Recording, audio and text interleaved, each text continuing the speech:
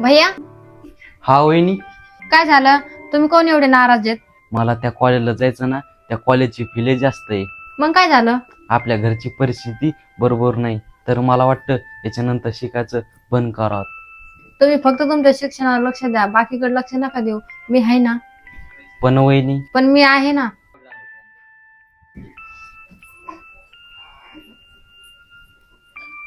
Hello sir, मला loan पाहिजे होतं. ठीक आहे मॅडम, उद्या तुम्ही बँकेमध्ये या. बरं ठीक आहे. भैया सांभाळून जा आणि तिथं जेवण टायमाला करा, कारण की तिथे लक्ष द्यायला मी नसणार. वहिनी तुम्ही तुमची सुद्धा काळजी घ्या.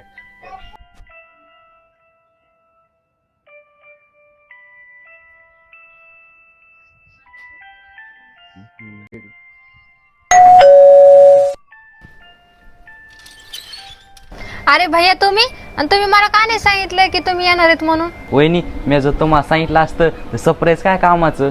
चला आतमध्ये या. वहिनी, हे सगळं तुमच्यासाठी.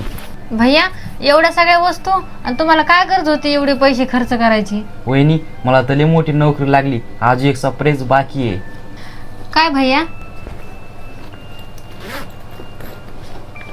वहिनी, हे प्रॉपर्टीचे पेपर आणि मी कसं विसरू.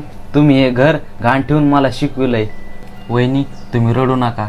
हे तर आनंदाचे आश्रू भैया, तुम्ही तर माझं स्वप्न पूर्ण केलं. काहून नाही करणार वहिनी, तुम्ही तर मला आईसारखं जीव लावतात. तुमच्या मुलासारखं तुमचं स्वप्न पूर्ण करणार. भैया मी आज लय खुश आहे. हा वहिनी, तुम्हाला एक वचन देतो, तुमच्या चेहऱ्याचा आनंद कधीच जाणार नाही.